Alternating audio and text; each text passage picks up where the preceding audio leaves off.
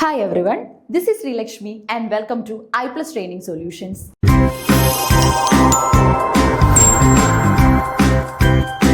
ഇന്നത്തെ ഈ വീഡിയോയിലൂടെ നമ്മൾ ഡിസ്കസ് ചെയ്യാനായിട്ട് പോകുന്നത് നമ്മുടെ ടീച്ചിങ് മെറ്റീരിയൽസ് ആൻഡ് എയ്ഡ്സ് ആണ്. ഓക്കെ, അതായത് ഏറ്റവും നല്ല പെഡഗോഗിക് സ്കില്ലുള്ള ആർട്ട് ഓഫ് ടീച്ചിങ് അറിയാവുന്ന ഒരു ടീച്ചറിന് ഏറ്റവും അത്യാവശ്യമായിട്ട് വരുന്ന രണ്ട് കാര്യങ്ങളാണ് നല്ല ടീച്ചിങ് മെറ്റീരിയലുകളും അതുപോലെ തന്നെ നല്ല ടീച്ചിങ് എയ്ഡുകളും. ഓക്കെ, ഒരു ക്ലാസ് റൂം അല്ലെങ്കിൽ കുട്ടികളുടെ അടുത്ത് ഏറ്റവും എഫക്റ്റീവായിട്ട് നമുക്ക് കാര്യങ്ങൾ കൺവേ ചെയ്യണമെങ്കിൽ ആവശ്യമായി വരുന്ന കാര്യങ്ങളാണിത്. ഓക്കെ, അപ്പൊ എന്തൊക്കെയാണ് ഈ ടീച്ചിങ് മെറ്റീരിയൽസിൽ ഉൾപ്പെടുത്താൻ പറ്റുന്നത്, ടീച്ചിങ് എയ്ഡ്സ് എന്ന് പറഞ്ഞാൽ എന്തൊക്കെയാണ്, ഈ കാര്യങ്ങളാണ് നമ്മൾ ഇന്നത്തെ ഈ ഒരു വീഡിയോയിലൂടെ നോക്കാനായിട്ട് പോകുന്നത്. ഓക്കെ, അപ്പൊ എന്തായാലും പെഡഗോഗി ഏരിയയിൽ നിന്ന് നമുക്ക് ചോദ്യങ്ങൾ ഉണ്ടായിരിക്കും, അതുപോലെ തന്നെ ടീച്ചിങ് സൈക്കോളജി ആയിട്ട് ബന്ധപ്പെട്ട് നമുക്ക് ചോദ്യങ്ങൾ ഉണ്ടാവും. അവിടെയൊക്കെയാണ് നമുക്ക് ഈ ഒരു കോൺസെപ്റ്റുകൾ ഏറ്റവും ആവശ്യമായിട്ട് വരുന്നത്. Okay, so teaching materials and AIDS. Teaching aids and materials for English language teaching encompass a wide range of resources designed to enhance learning. നമുക്കറിയാം ICT വന്നതോടുകൂടി, അതായത് നമ്മുടെ ഇൻഫർമേഷൻ ആൻഡ് കമ്മ്യൂണിക്കേഷൻ ടെക്നോളജി ഏറ്റവും ആക്റ്റീവ് ആയതിന്റെ ഏറ്റവും കൂടുതൽ എൻജോയ്മെന്റ്സ് അല്ലെങ്കിൽ അതിന്റെ ഏറ്റവും കൂടുതൽ അഡ്വാൻറ്റേജസ് അനുഭവിക്കുന്ന ഒരു വിഭാഗം തന്നെയാണ് ഇംഗ്ലീഷ് ടീച്ചേഴ്സും ഇംഗ്ലീഷ് സ്റ്റുഡൻസും അല്ലെ. നമുക്ക് എല്ലാ കാര്യങ്ങളും ഇന്ന് ഓൺലൈനിലൂടെ യൂസ് ചെയ്യാനായിട്ടും അതുപോലെ തന്നെ പല പല സോഴ്സുകളെ കുറിച്ച് നമ്മൾ അറിയാനായിട്ടും ഒക്കെ തന്നെ നമുക്ക് ഇതൊരു കാരണമായിട്ട് മാറി. ഓക്കെ, അപ്പൊ നമുക്ക് പല കാര്യങ്ങളും ഇന്ന് ICT ഇനേബിൾഡ് ആയിട്ടാണ് ക്ലാസ്സുകൾ നടക്കുന്നത് അല്ലെ. കേരളം മുഴുവൻ, ലോകം മുഴുവൻ അത്തരത്തിലാണ് ക്ലാസ്സുകൾ എടുക്കുന്നത്.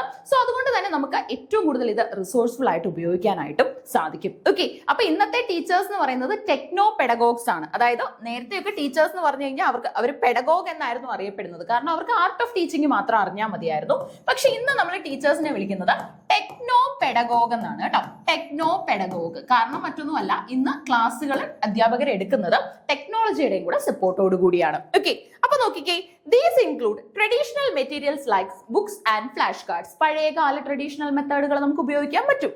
And visual AIDS like charts and pictures, audio visual AIDS such as videos and interactive software. ഇല്ലേ, ഈ ഒരു കാലം നമ്മൾ നോക്കുവാണെങ്കിൽ ആദ്യം ബുക്കുകളും ഫ്ലാഷ് കാർഡുകളും ആയിരുന്നു. പിന്നീട് നമ്മൾ ചാർട്ടുകളും പിക്ചറുകളും ഒക്കെ യൂസ് ചെയ്യാനായിട്ട് തുടങ്ങി. ഇനി നമ്മുടെ ഇന്റർനെറ്റും കൂടെ വന്നതോടുകൂടി അല്ലെ, നമ്മൾ ഇന്റർനെറ്റ് എറയിലാണ്, അല്ലെങ്കിൽ വേൾഡ് ഇൻ അവർ പോക്കറ്റ് എന്നാണ് നമ്മൾ ഇന്റർനെറ്റിനെ, മൊബൈൽ ഫോണിനെ പറയുന്നത് അല്ലെ. സോ അതുകൊണ്ട് തന്നെ നമുക്ക് ഇന്ന് വീഡിയോസും ഇന്ററാക്റ്റീവ് ആയിട്ടുള്ള സോഫ്റ്റ്വെയറുകളും ഒക്കെ തന്നെ ഉപയോഗിക്കാനായിട്ട് സാധിച്ചു. Okay, so utilizing these tools can make lessons more engaging and effective for students of all learning styles. Okay, അതായത് എങ്ങനെ പഠിക്കാൻ ആഗ്രഹിക്കുന്ന കുട്ടികളായാലും, അതായത് ചില കുട്ടികൾക്ക് എന്ന് പറയുമ്പോൾ വീഡിയോസ് ഒക്കെ കണ്ടു കഴിഞ്ഞാൽ പെട്ടെന്ന് അവർക്ക് കാര്യങ്ങൾ ക്ലിക്ക് ആവും. ഇനി ചില കുട്ടികൾക്ക് എക്സ്പ്ലെയിൻ ചെയ്ത് കൊടുക്കുന്നതായിരിക്കും ഇഷ്ടം. അപ്പൊ എല്ലാവർക്കും യോജിച്ച ഒരു ഇൻക്ലൂസീവ് ക്ലാസ് റൂം ആണല്ലോ നമ്മുടെ സ്വപ്നം. സോ അതുകൊണ്ട് തന്നെ അതിന് ഏറ്റവും ആവശ്യമായിട്ടുള്ള കാര്യങ്ങളെല്ലാം തന്നെ നമുക്ക് ഇന്ന് കിട്ടുന്നുണ്ട് നമ്മുടെ ഏറ്റവും നല്ല മെറ്റീരിയൽസിലൂടെയും എയ്ഡ്സിലൂടെയും. ഓക്കെ, സോ ഇംഗ്ലീഷ് ലാംഗ്വേജ് ടീച്ചിങ്ങിന് നമുക്ക് ഇത് ഏറ്റവും എഫക്റ്റീവ് ആയിട്ട് ഉപയോഗിക്കാൻ പറ്റും. Types of teaching AIDS. ഈ ടീച്ചിങ് എയ്ഡ്സ് എന്ന് നമ്മൾ പറഞ്ഞു, അത് ഏറ്റവും ആവശ്യമുള്ള കാര്യമാണെന്നും പറഞ്ഞു. സോ ഇതിന് എത്ര ടൈപ്സ് ഉണ്ട്, ഏതൊക്കെയാണ് ഇതിൽ ഇൻക്ലൂഡ് ചെയ്യപ്പെടുന്ന ടൈപ്സ്, നമുക്കൊന്ന് നോക്കിയാലോ. ശ്രദ്ധിച്ചേ, ട്രഡീഷണൽ ടീച്ചിങ് എയ്ഡ്സിൽ there are and these are time tested resources like textbooks, workbooks and the traditional blackboard. Okay, അതായത് നമ്മൾ ഈ ചോക്ക് ആൻഡ് ബോർഡ് സിസ്റ്റം എന്ന് പറയുമല്ലോ, നമ്മൾ എല്ലാ കാര്യങ്ങളും ചോക്കിൽ ബോർഡിൽ എഴുതി കാണിക്കുന്നു, അതുപോലെ തന്നെ നമ്മൾ കുട്ടികളിലേക്ക് അത് കമ്മ്യൂണിക്കേറ്റ് ചെയ്ത് കൊടുക്കുന്നു. ഈ ഒരു സിസ്റ്റം നമുക്കുണ്ടായിരുന്നു ട്രഡീഷണൽ ആയിട്ട്. അപ്പൊ അതൊരു ടൈപ്പാണ്. ഇനി അതുപോലെ തന്നെ വിഷ്വൽ എയ്ഡ്സ് ഉപയോഗിക്കാൻ പറ്റും. These aids appeal to visual learners and include flashcards, charts, posters, pictures and diagrams. Okay, they help students visualize concepts and vocabulary. ഇന്നത്തെ ക്ലാസ് റൂമിൽ നമ്മൾ ഏറ്റവും കൂടുതൽ അഡോപ്റ്റ് ചെയ്യുന്നതാണ് ബ്രെയിൻ സ്റ്റോമിംഗ് ടെക്നിക്കുകളൊക്കെ തന്നെ അല്ലെ. കുട്ടികൾക്ക് നമ്മൾ എന്തെങ്കിലും ഒരു കോൺസെപ്റ്റ് കൊടുത്തിട്ട് നമ്മൾ അവരെ കൊണ്ട് ചിന്തിപ്പിക്കും, എന്നിട്ട് അവരെ കൊണ്ട് തന്നെ ഉത്തരം പറയിപ്പിക്കാനായിട്ട് ശ്രമിക്കും അല്ലെ.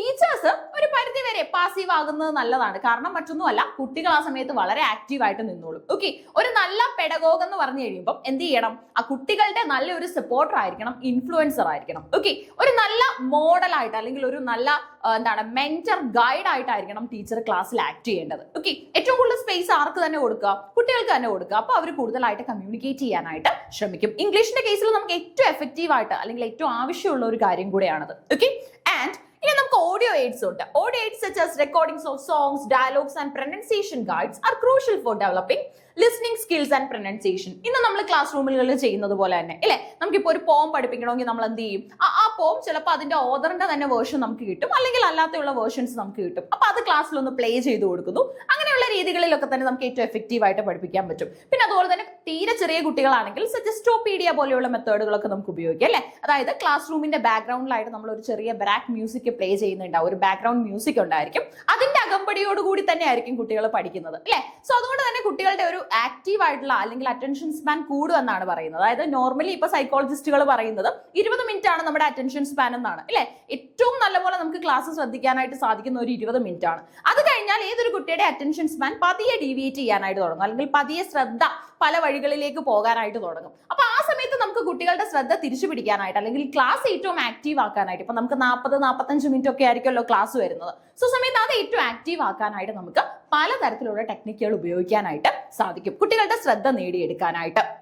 ഇനി അതുപോലെ തന്നെ നമുക്ക് ഓഡിയോ എയ്ഡ്സിന് പുറമെ ഇപ്പൊ നമുക്ക് ഓഡിയോ ബുക്സ് ഒക്കെ അവൈലബിൾ ആണല്ലോ, ബുക്കുകളൊക്കെ നമുക്ക് ഓഡിയോ ഫോമിൽ കിട്ടും. പിന്നെ അതുപോലെ തന്നെ ഓഡിയോ വിഷ്വൽ എയ്ഡ്സ് ഉണ്ട്. These combine visual and auditory elements like video and documentaries, interactive software to create a multi sensory learning experience. ഇപ്പൊ നമുക്കൊരു വോൾക്കാനിക് എറപ്ഷൻ ഒക്കെ ക്ലാസ്സിൽ സയൻസ് ക്ലാസ്സിൽ കാണിക്കണേ വളരെ നിസ്സാരമാണ് അല്ലെ. ഒരു വീഡിയോ ഒന്ന് പ്ലേ ചെയ്ത് കൊടുത്താൽ മതി. അല്ലാതെ പണ്ടത്തെ പോലെ സയൻസ് എക്സിബിഷൻ വരെ നമുക്ക് കാത്തിരിക്കേണ്ട ആവശ്യമൊന്നുമില്ല. ആ ഒരു മൊമെന്റിൽ തന്നെ കുട്ടികളിലെ ഒരു വീഡിയോ പ്ലേ ചെയ്ത് തന്നെ നമുക്ക് ഈ കോൺസെപ്റ്റ് ക്ലിയർ ആക്കാനായിട്ട് സാധിക്കും. സിമുലേഷൻസ് ഒക്കെ നമ്മൾ ഇന്ന് ഒരുപാട് ക്ലാസ്സുകളിൽ ഉപയോഗിക്കുകയും ചെയ്യുന്നുണ്ട്. ഓക്കെ, ഇനി നമുക്ക് കൈനസ്റ്റിക് എയ്ഡ്സ് ഉണ്ട്. These aids involve physical activity and hands on experience such as role playing and interactive games അല്ലെ. ക്ലാസ്സിൽ നമ്മൾ റോൾ പ്ലേ ഒക്കെ കൊടുക്കാറുണ്ട്. ഒരു ഡ്രാമയൊക്കെ ആണെങ്കിൽ ഡ്രാമയ്ക്ക് ശേഷം നമ്മൾ ഒരു റോൾ പ്ലേ ആക്ടിവിറ്റി ഒക്കെ കൊടുക്കും. സ്പെസിഫിക് എക്സാമ്പിൾസിനകത്ത് നമുക്ക് ഫ്ലാഷ് കാർഡ് ഉപയോഗിക്കാം. Excellent for vocabulary building and practising grammatical structures ഇല്ലേ. അതായത് ഈ വൊക്കാബുലറി ബിൽഡിങ്ങിനൊക്കെ ഏറ്റവും നല്ലതെന്ന് പറയുന്ന ഫ്ലാഷ് കാർഡ് കൊടുക്കുന്നതാണ്. കുട്ടികൾ സ്വയം തിങ്ക് ചെയ്ത് റെസ്പോണ്ട് ചെയ്യാനായിട്ട് തുടങ്ങും. ചാർട്ട്സ് ആൻഡ് പോസ്റ്റേഴ്സ് ഉണ്ട്. Can display grammar rules, vocabulary themes or literary devices. ഈ present tense, past tense, future tense ഒക്കെ നമ്മൾ പറഞ്ഞു കൊടുക്കുന്നതിനേക്കാൾ ഏറ്റവും എഫക്റ്റീവ് ആണ് കുട്ടികളിലേക്ക് പറഞ്ഞു കൊടുത്തതിന് ശേഷം ചാർട്ടും പോസ്റ്ററും ഒക്കെ ഒന്ന് യൂസ് ചെയ്ത് കഴിഞ്ഞാൽ അവർ ആ മൊമെന്റിൽ തന്നെ അതിന്റെ റൂൾസ് ഒക്കെ പഠിച്ചെടുക്കാനായിട്ട് ശ്രമിക്കും. പിന്നെ അതുപോലെ തന്നെ ഇന്ററാക്റ്റീവ് വൈറ്റ് ബോർഡുകൾ ഉപയോഗിക്കുക അല്ലെ. ഇപ്പൊ നമ്മൾ ഗൂഗിൾ മീറ്റിലൊക്കെ ക്ലാസ് എടുക്കുകയാണെങ്കിൽ നമുക്ക് നേരത്തെ ഒക്കെ ഒരു ആശയക്കുഴപ്പം വരുമായിരുന്നു, എവിടെ നമ്മൾ എഴുതി കാണിക്കും. ഇന്ന് അതിന് ഓപ്ഷൻ ഉണ്ട് അല്ലെ. നമ്മൾ ഇന്ററാക്റ്റീവ് വൈറ്റ് ബോർഡ് ഒക്കെ ഇൻസ്റ്റാൾ ചെയ്ത് കഴിഞ്ഞാൽ നമുക്ക് ആ മൊമെന്റ് തന്നെ ക്ലാസ്സിൽ നമ്മൾ എങ്ങനെയാണോ റിയൽ ടൈം ക്ലാസ് കൊടുക്കുന്നത് അതേ ഒരു രീതി നമുക്ക് ഓൺലൈനിലും എടുക്കാനായിട്ട് സാധിക്കും. Okay, so interactive white boards facilitate collaborative learning and engaging activities. പിന്നെ ഓഡിയോ റെക്കോർഡിംഗ്സ് ഉണ്ടല്ലോ നമുക്ക് അല്ലെ. Can be used for pronunciation practice, listening comprehension and exposure to different accents ഇല്ലേ. അതായത് ശരിക്കും നമ്മളിപ്പം നമ്മുടെ കേരളത്തിൽ പഠിപ്പിക്കുകയാണെങ്കിൽ നമ്മൾ ഫോളോ ചെയ്യുന്ന ഇന്ത്യ ഉടനീളം നമ്മൾ ഫോളോ ചെയ്യുന്ന ബ്രിട്ടീഷ് ഇംഗ്ലീഷാണ്. അപ്പൊ നമ്മൾ കുഞ്ഞുങ്ങളെ പഠിപ്പിക്കുമ്പോൾ ആദ്യം തന്നെ എന്ത് ചെയ്യണം, ബ്രിട്ടീഷ് അസെന്റ് പറഞ്ഞു കൊടുക്കണം. ഓക്കെ, ബ്രിട്ടീഷ് പ്രൊനൗൺസിയേഷൻ ഇതാണ്, ബ്രിട്ടീഷ് സ്പെല്ലിംഗ് വരുന്നത് ഇങ്ങനെയാണ്, അമേരിക്കൻ ഇംഗ്ലീഷ് അല്ല നമ്മൾ ഫോളോ ചെയ്യുന്നത്. സോ അത് തമ്മിലൊരു വ്യത്യാസം കുഞ്ഞുങ്ങൾക്ക് അത് അറിയാനുള്ള ഒരു ഏജ് ആവുന്ന സമയത്ത് തന്നെ നമ്മൾ അത് മനസ്സിലാക്കി വേർതിരിച്ച് പറഞ്ഞു കൊടുക്കാനായിട്ട് ശ്രദ്ധിക്കണം. ഓക്കെ, പിന്നെ അതുപോലെ തന്നെ നമുക്ക് ഗെയിംസ് ആൻഡ് പസിൽസ് ഉണ്ട്. Make learning fun and engaging, particularly for younger learners അല്ലെ. ഇപ്പൊ നമ്മൾ സെറ്റ് ഒക്കെ ക്രാക്ക് ചെയ്ത് കഴിയുമ്പോൾ നമ്മുടെ മുന്നിൽ എത്തി നിൽക്കുന്നത് ഹയർ സെക്കൻഡറി കുട്ടികളാണ് അല്ലെ, +1 +2 കുട്ടികളാണ്. അപ്പൊ അതുകൊണ്ട് തന്നെ അവർക്ക് ഈ കാര്യങ്ങളൊക്കെ മച്ച് ഈസിയർ ആയിരിക്കും. അവരുടെ അടുത്ത് നമുക്ക് ഇത് വളരെ ഈസി ആയിട്ട് ഉപയോഗിക്കാനായിട്ടും സാധിക്കും. പിന്നെ റോൾ പ്ലേയിങ് ആക്ടിവിറ്റീസ് കൊടുക്കുക. Encourage students to practise language in simulated real life situations. Okay, benefits of using teaching aids എന്ന് പറയുന്നത് ഇൻക്രീസ്ഡ് എൻഗേജ്മെന്റ് അല്ലെ. അതായത് നമ്മൾ പ്രതീക്ഷിക്കുന്നതിനേക്കാൾ കൂടുതൽ പോസിറ്റീവ് ആയിട്ടുള്ള റെസ്പോൺസുകൾ നമുക്ക് കിട്ടും. Engaging students and make learning more interesting.